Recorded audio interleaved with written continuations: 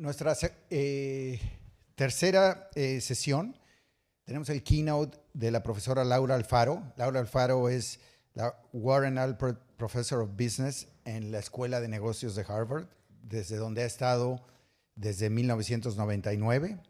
También Laura fue ministro de Planeación Nacional y Política Económica en Costa Rica del 2010 al 2012. Ha sido vicepresidenta de la SEA, la Sociedad de Economistas Latinoamericanos, y ha recibido múltiples premios y honores en Costa Rica, en Estados Unidos y alrededor del mundo. Estudió su licenciatura en la Universidad de Costa Rica y su doctorado en la Universidad de UCLA, y nos dará una conferencia sobre, voy a decir el título exacto, Global Value Chains, The Great Reallocation, derivado del trabajo que empezó ya hace algunos años sobre el rediseño de las cadenas globales de valor, dada obviamente primero el riesgo que tal vez estábamos subestimando por efectos como la pandemia o desastres naturales, luego por las tensiones geopolíticas que se han venido desarrollando y obviamente el cambio en la política comercial que estamos viendo en las grandes economías del mundo. Muchas gracias, Laura, por estar con nosotros. Muchas gracias a los organizadores por traerme a Miami. Creo que hay como 3 días al año que Boston tiene mejor clima que Miami. y esta es mi suerte. Pero bueno, como Alejandro mencionó, no soy mexicana, soy tica, soy de Costa Rica. Muchas veces cuando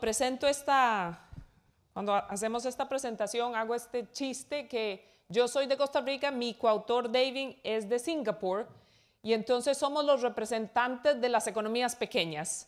Pero en muchas formas, yo sí me siento como una hija de la globalización. Nací en un país, me fui a estudiar a otro, me casé con alguien de un tercer país, un brasileño. Y en muchas formas yo viví la época del optimismo de que si reducimos barreras, si dejamos a una empresa ir a otro país, contratar trabajadores, traer insumos de un tercer país, ensamblar y mandar a Estados Unidos o a un cuarto país, que iban a haber beneficios de crecimiento. Como les dije, mi vida en Costa Rica vio eso. Es la época en que Intel decidió Costa Rica y no México, y se fue a Costa Rica y tenemos un poco de semiconductores, pero también hay otro montón. Ahora lo que más producimos son piezas médicas. Y como dije, vi esta época donde este mundo nos permitía no solo eficiencia, pero sino también beneficios.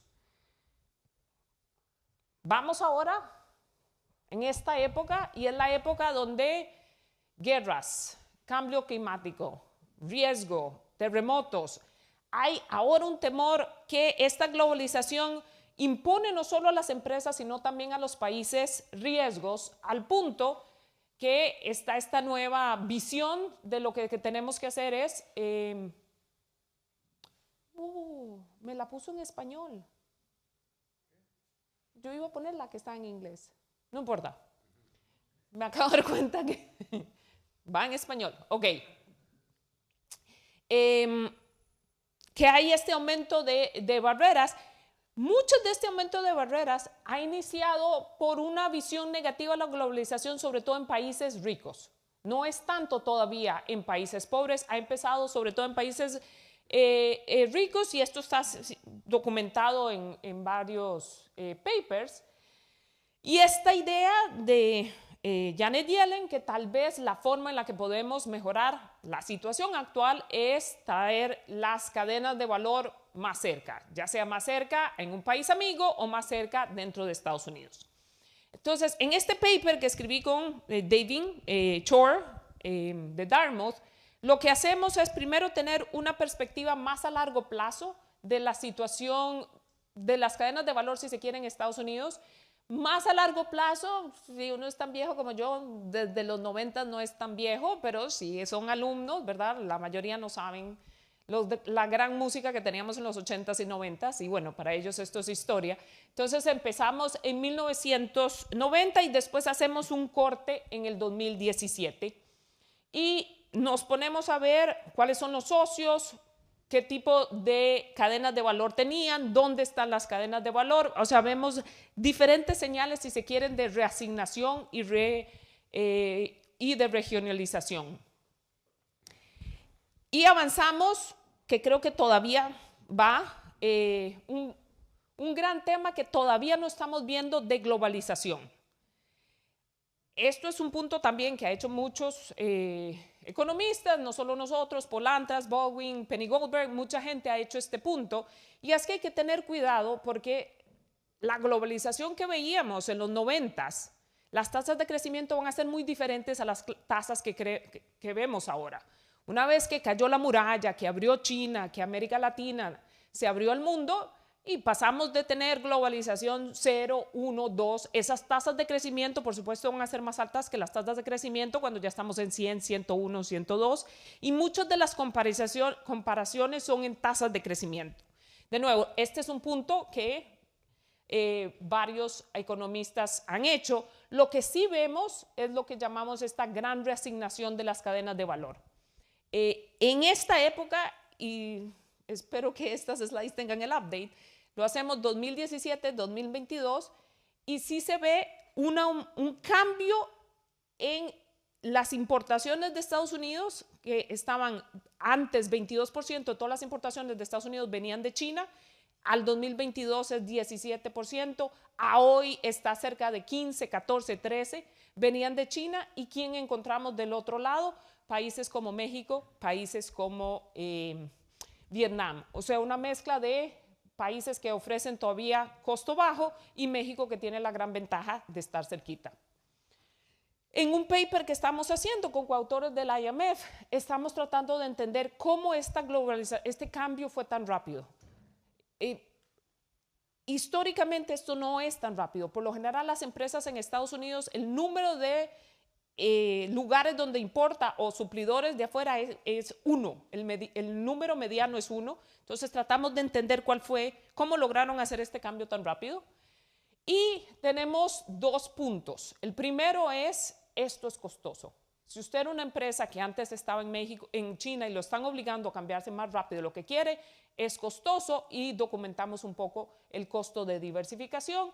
Y la segunda, que también se ha hablado bastante, es que finalmente puede ser que no elimine la dependencia de una empresa que está dominada por China. Entonces, como dije, hacemos una visión hacia atrás un poco de Estados Unidos porque da una idea de los cambios que pueden venir. Ya en los 90s, Estados Unidos hizo un cambio de los socios que tenía de ingreso alto, Japón, Canadá, a ingreso más bajo, México, China. Y esto lo podemos ver en la línea, este cambio aquí, del 1995, vemos los cambios a las importaciones del 2000. Así es que este cambio en ingreso ya Estados Unidos lo vio, pero hay que tener cuidado de no necesariamente inferir que si uno importa menos, necesariamente ya no tiene relación comercial en términos generales con ese país. Una cosa muy interesante que tiene Estados Unidos es que los patrones regionales han sido sorpresivamente estables a pesar de los shocks. Entonces, de NAFTA siempre ha sido un 30%. Si ya no le compro a Canadá, le compro a México.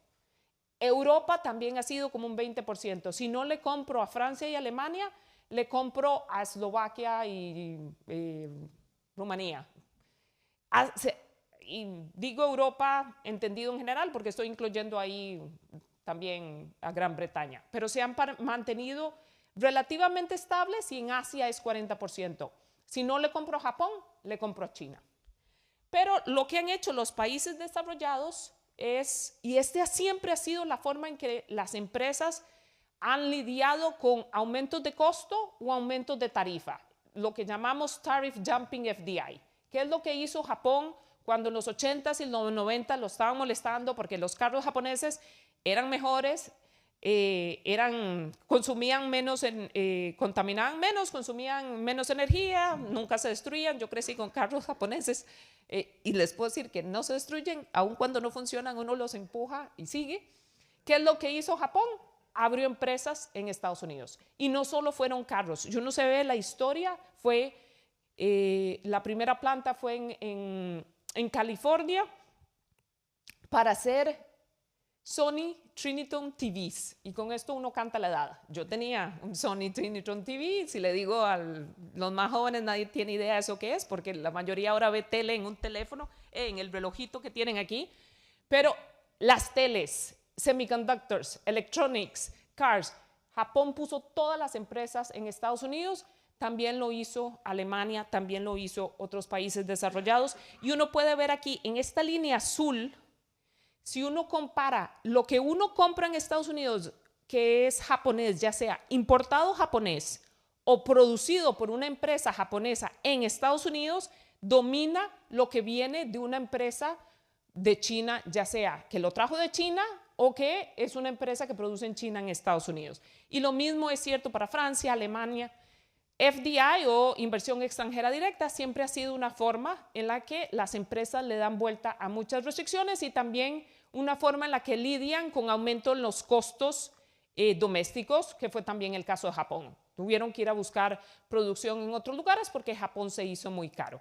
¿Por qué mencionamos esto? Porque puede ser y es una forma en la que China le está dando vuelta a muchas de las restricciones. Lo otro que hacemos es caracterizar la posición de las exportaciones y las importaciones de Estados Unidos usando una medida que ha utilizado mi coautor David en varios papers, que ellos llaman upstreamness. Es qué tan alto están las cadenas de valor o qué tan bajo la producción, en este caso las exportaciones promedio, las importaciones promedio. Algo está muy upstream, si está muy largo el consumidor y está muy cerca del consumidor es downstream. Entonces, carros, ropa, juguetes es muy downstream. Semiconductors, petróleo, eso es very upstream. En Estados Unidos resulta que la exportación promedio es muy upstream. Es más upstream lo que Estados Unidos exporta en comparación con lo que Estados Unidos importa, porque Estados Unidos importa muchos electrónicos, ropa, pero Estados Unidos exporta muchos chemicals y semiconductors. Y estoy sonando como en el Atlántico de Costa Rica, que hay una mezcla entre inglés y español, porque es donde teníamos las bananeras, le decimos patois, pero bueno, me di cuenta que Esteban no hace tanto patois. Y a mí me está saliendo la mitad en patois, a pesar de que las transparencias están en español. Pero bueno, hubo un cambio bien radical aquí, donde se ve que las importaciones de Estados Unidos se hicieron todavía más bajas, están todavía más cerca del consumidor. Esto se debe a la transición energética de Estados Unidos. Estados Unidos hoy es un exportador neto de energía.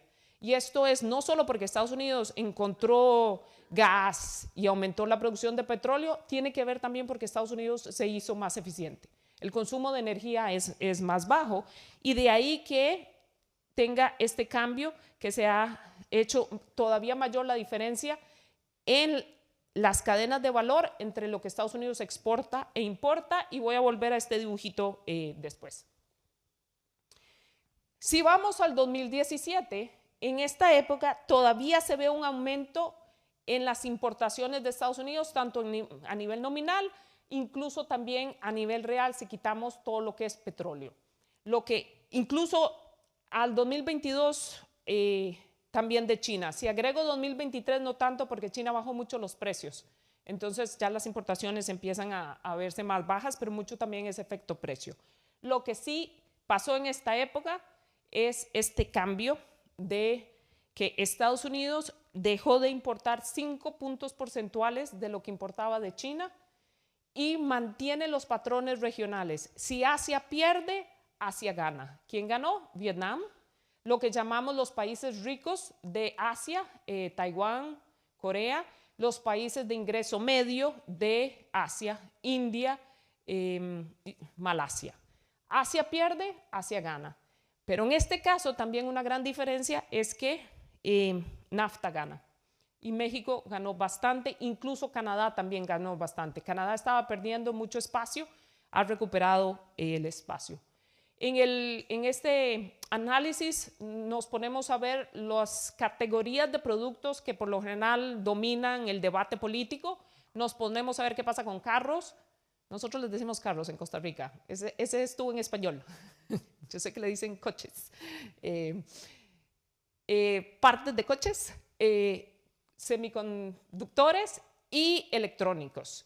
Y muchos de estos cambios se logran ver. En semiconductores es evidente que Estados Unidos está trayendo menos de China y empieza a ganar Asia. En autos, México gana. En partes de autos, México gana, Vietnam un poquito. Vietnam todavía no produce muchos carros. Y en electrónicos, China pierde, México y Vietnam ganan. En el paper nos ponemos a hacer un poco de análisis un poco más riguroso. Entonces, lo que tratamos de ver es un producto que se traía de China, y lo hacemos en 4 dígitos, ya no se trae en China, lo encuentro en Vietnam, lo encuentro en México, lo encuentro en Canadá, lo encuentro en Asia, ingreso medio, Asia, ingreso alto, Irlanda y Suiza es por la pandemia, es todo farma. Y lo que es interesante es que estos países son los que son significativos. Básicamente a estos países fue la reasignación. El signo es negativo porque esto cayó y esto sube. Y básicamente ahí fue la reasignación de las importaciones de Estados Unidos, un aumento a los países, si se quieren, amigos. Lo que hicimos fue plotear los sectores de 4. Hay toda esta discusión de que quieren tratar de que los adolescentes no vean más TikTok. Denle datos de trade. Empieza uno a ver qué es esto de 4 dígitos, esto es electronics. Empieza uno a perderse en el mundo de 4 dígitos, a ver qué son las cosas que ahora se traen de Vietnam, qué son las cosas que se traen en México. Lo más interesante de esto es que vean cómo tiene dígitos México. Yo siempre sabía que la relación de México y Estados Unidos era muy intensa. Fue hasta que me puse a ver datos en 4 dígitos que me di cuenta que México y Estados Unidos importan todo. La razón por la que tuvimos que hacer 4 dígitos y no 6 dígitos o más desagregado es porque no los encontramos en Vietnam, pero sí los encontramos en México. Esta relación viene ya de hace años y aún así, a pesar de que ya era alta, y también con todos los productos aumentó. Y esto fue siempre lo que nos llamó a nosotros la atención. Todo el mundo estaba hablando de Vietnam, nosotros no, pero aquí lo que es espectacular es México.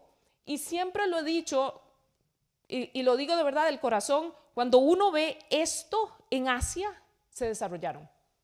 Cuando uno ve este nivel de integración, todos estos productos, y a este nivel, Asia se desarrolló. Y uno dice, bueno, esta es la oportunidad de México. Tal vez México ahora logre desarrollo, y sí es cierto que hay muchas diferencias en México, pero este nivel de integración es nivel de integración que ha generado desarrollo en otros países. Nos ponemos a ver cuál es un poco la diferencia de productos. Como le dije, estar viendo estos datos son un poco adictivos. Termina uno dándose cuenta que en México ganó electrónicos, discos, cintas, almacenamiento, máquinas de cálculo, autos, piezas de autos, vidrio, acero, hierro, todo. ¿Qué ve uno en Vietnam? En Vietnam tiende a ver uno micrófonos. Hay un montón de suelos de plástico. En Estados Unidos a la gente le gusta, bueno, esto. Este debe venir de Vietnam. No es madera, es plástico. Estos aumentaron mucho. Y también ropa. O sea, en Vietnam son cosas que en Estados Unidos usan mucho trabajo. En México son cosas más generales. Da la sensación que son cosas que se benefician de estar cerca, pero se encuentra también cosas que son intensivas en capital, se encuentra uno cosas que son intensivas en trabajo, todo empezó a aumentar aún más de lo que estaba de México. Y en todas estas regresiones, lo que es significativo, tarifas. No hay duda que las tarifas aceleraron este proceso. En las regresiones controlamos porque ya habían cosas que se estaban yendo de China.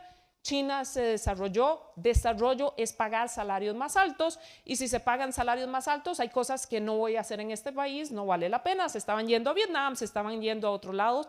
Aún así, con ese control de los cambios que ya venían, las tarifas aceleró el proceso. Pero ¿cuál es la primera consecuencia? La primera consecuencia es que traerlo de Vietnam o traerlo de México es más caro. Hay papers donde demuestran que las tarifas en Estados Unidos las pagaron los consumidores en Estados Unidos, lo cual es un poco raro porque uno pensaría que Estados Unidos tiene poder de mercado, pero aún así se pagaron en Estados Unidos, o sea, las tarifas fueron costosas de una manera directa, pero también son costosas indirectamente. Si yo tenía un producto que lo traía en China y ahora lo traigo de Vietnam, son 10% más caros. Si yo tenía un producto que lo traía de China y ahora lo traigo de México, es 3% más caro. Esto lo hicimos con los datos nuevos y la diferencia de precios del costo unitario es más caro. Es cierto que el costo unitario puede reflejar algún cambio de calidad, pero cuesta mucho negar la posibilidad de que si yo estaba en China y me tengo que ir más rápido, cuando sé que las tarifas todas las pagaron los consumidores de Estados Unidos, yo tengo espacio para también cobrarles más si me voy a Vietnam o me voy a México. Chequeamos, porque todo esto se hizo con datos de comercio, fuimos a ver lo que decían las empresas en esta época y en efecto, si uno se pone a ver en las llamadas a los inversionistas, hay un aumento de me quiero ir, estaba en China, me quiero ir a México, estaba en China, me quiero ir a Vietnam. Esto es paralelo con este cambio que ha venido donde hay cada vez menos inversión. Este es un proxy que es Greenfield Investment, los que se hacen de cero, que se está haciendo menos inversión en China. Esto venía antes de las tarifas, como todos saben, el ambiente en China se complicó antes de las tarifas y muchas empresas ya dejaron de ir, pero se aceleró después de las tarifas. Como mencioné, estos cambios tan rápidos no son normales, en el sentido de que la mayoría de las empresas en Estados Unidos, cuando importan, tienen como importador solo un cliente. La empresa típica solo trae una cosa de afuera en Estados Unidos. Lo que pasa es que siempre pensamos en Apple, siempre pensamos en estas empresas grandes, pero la empresa típica solo tiene uno. Y este fue un cambio rápido en 5 años, donde las empresas se apuraron a encontrar suplidores en otros lugares. Entonces tratamos de entender cómo Estados Unidos logró hacer esto, y la primera, cuando uno hace estos cambios, lo que ocupa es financiamiento. Tenemos estos datos, estos son solo para las importaciones de Estados Unidos que se hacen por barco, entonces no incluye México, pero es de Asia. Encontramos el patrón que tenemos en los datos de comercio, se ven claramente en estos datos que son las importaciones que vienen en barco, que hubo este gran cambio. What are the imports that come by boat? The imports that come by boat es casi todo que viene de China. Lo único que casi siempre tiene más peso, pero también sí es muy barato. Ropa uno la trae en barco, no la trae en avión. Lo que sí a veces se manda en avión son semiconductores, porque el peso que tiene contra el valor vale la pena mandarlos en avión. Pero la mayoría del comercio con China es en barco. Me estaba traduciendo a mí. Yo pensé que eran preguntas. Anyways, en mi defensa estaba en Europa y viajé toda la noche.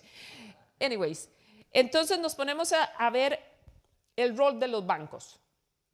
Los bancos tienen un interés de que si una empresa recibe un shock, si le estoy prestando, que la empresa logre lidiar con este shock. También tienen información sobre las empresas, pero también hay un subset de bancos que tienen conocimiento especializado en comercio, y eso es lo que nos ponemos a ver. ¿Cuál fue el rol de estos bancos en ayudar a las empresas en esta transición?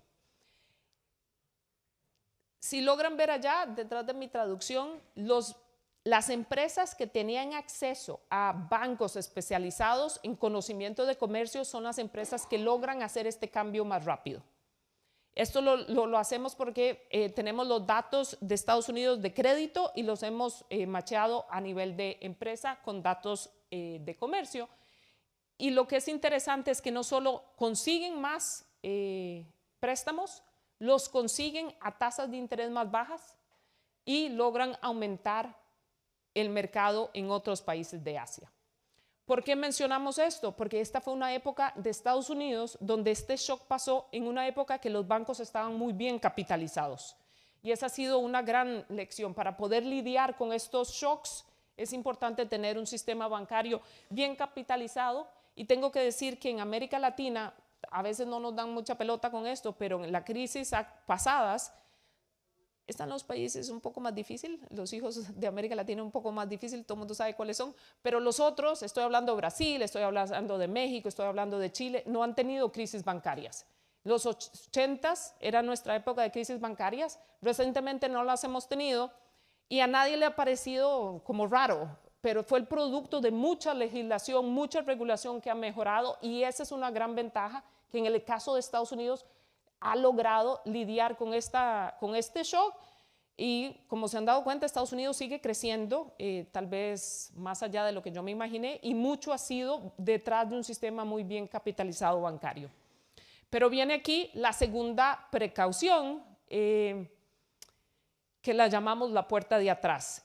Son estos cambios los que están eliminando la dependencia de China. México, como ustedes bien saben, la inversión extranjera directa que domina es Estados Unidos. De hecho, estuve una vez en una conversación donde alguien me dijo que China tenía una política explícita, y usted estaba también en esa conversación, que creo que no podemos decir quién lo dijo. China tenía una política explícita de no tener inversión extranjera directa en México porque lo veía como un competidor, y el caso es que la mayoría que domina en México es Estados Unidos. Pero si uno se va a ver, porque México tiene muy buenos datos, si uno va a ver a 4 dígitos el país de origen y la ubicación, hay una gran tasa de crecimiento en 2 sectores: autos, coches y partes de coches. Y adivinen de quién: China. Así es que se ven los datos que empieza a darle vuelta vía inversión extranjera directa, siempre la ha tenido en Vietnam, incluso en COVID aumentó la inversión extranjera directa. Y la otra es comercio. Todos los países con los cuales Estados Unidos comercian, en todos excepto Japón, ha aumentado la participación de China. Si uno se va a ver los países del G20, en todos China es número 1 o número 2. Entonces esto significa que la posibilidad de que en Estados Unidos uno compre un producto que siga siendo producido por una empresa china directa o indirectamente, puede ser que sea la misma. Aún así, yo sí soy de la idea que indirecto sí reduce un poco la vulnerabilidad. O sea, si Estados Unidos está ahora importando de México, pero la empresa que lo produce es China, si hay un pleito, de por medio están los trabajadores mexicanos y uno piensa que tal vez el gobierno esté preocupado también por los trabajadores mexicanos. Entonces sí creo que hay un poco ahí de disminución de la vulnerabilidad si se cree que existe, excepto que hay una pequeña cosa que viene en 2 años, como ustedes saben, que es la renegociación del Tratado de Libre Comercio.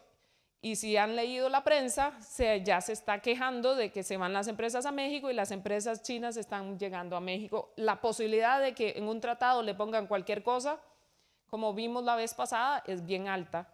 Así es que la posibilidad de que estos tratados empiecen a tener no solo reglas de origen de producción, sino de quién es el dueño de la empresa, no es tan baja.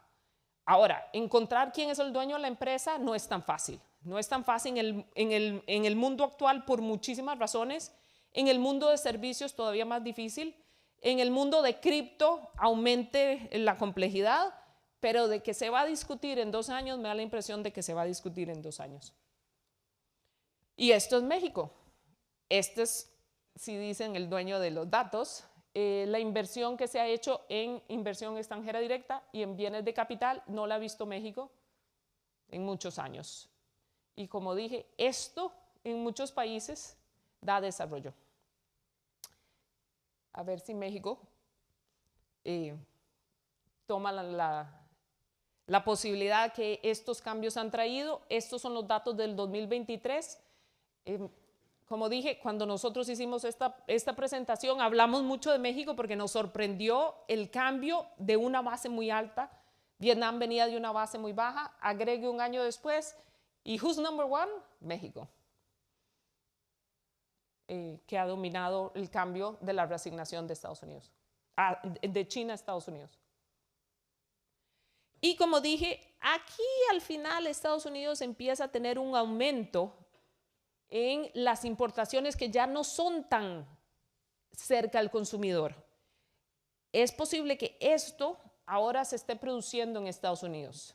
Los datos lamentablemente todavía no dan para hacer un análisis muy complejo, en parte porque muchas de las inversiones han sido más anuncios que inversión ya de verdad. Incluso temas como los semiconductores se siguen atrasando, cuándo van a empezar la planta, etcétera, etcétera. Pero en carros es muy difícil decir que estas políticas son las que han cambiado la situación de los carros en Estados Unidos, porque había claramente un aumento después de la crisis financiera. En partes, un poco, también les pasó lo mismo de la crisis financiera, pero le golpeó muy, muy duro COVID y no ha vuelto. Semiconductores se ve el cambio, pero como dije, mucho de esto todavía ha sido anunciado, pero no ha pasado, pero es posible que en semiconductores Estados Unidos sí tenga una revolución. Es posible que todas estas plantas estén listas todas para la próxima crisis. A alguien se le está olvidando que semiconductores es excesivamente procíclico. A la gente le gusta que todas las, ¿verdad? La lavadora, la cocina, la tostadora le hable, pero cuando hay crisis nadie compra ninguno de estos aparatos. Y yo soy de la idea que vamos a tener un montón de capacidad instalada en la próxima crisis, pero aquí sí se ve los cambios, y en electrónicos no se ve. De hecho, se ve el gran aumento que está viniendo de México. Para terminar, se ve claros cambios de realocación de las cadenas de valor de Estados Unidos. Se ve hacia México, países en Asia, se mantienen estos patrones regionales. Es posible que estos aumentos no necesariamente eliminen la integración con China, tampoco es el objetivo de las políticas. Las autoridades tienen muy claros que China es muy grande, pero es posible que disminuyan un poco la vulnerabilidad. El problema es que nada de esto tiene un análisis de costo-beneficio. Cada vez que uno abre los periódicos en Estados Unidos, se ha convertido en un concurso quién le gana a Argentina, con todo respeto a los argentinos, porque los argentinos están tratando de cambiar, pero es quién da más subsidios, quién da más tax credits, quién baja más los impuestos. Y un límite que esto va a tener es que la posición fiscal de Estados Unidos empieza a tener... se empieza uno a preguntar, es cierto que Estados Unidos tiene muchas ventajas que otros países no tienen, pero sí se ha convertido como en un concurso en quién gasta más. Aún así, en trabajo que estoy haciendo con David y con Maggie, es claro que estas políticas en Estados Unidos son populares. Hemos hecho una encuesta todos los años, y cuando uno le dice a Estados Unidos, ¿usted está a favor del comercio? No. ¿Usted está a favor del comercio si le doy más trabajo? No. ¿Usted está a favor del comercio si le bajo los precios? No. Y después de que les hacemos todas estas preguntas, les decimos, ¿por qué nunca está a favor del comercio aún con beneficios? Porque no logran diferenciar comercio con China y trabajos. Hay una sensación de estas cosas van juntas, que tengo que decir que hay un candidato que lo ha explotado muy bien y sigue explotándolo, a pesar de que cada vez que todos los economistas vemos el periódico nos retorcemos, pero esto ha significado que el gran ancla que tenía el sistema multilateral, que era Estados Unidos, se ha perdido. Así es que eso genera nuevos niveles de incertidumbre. Y con eso termino.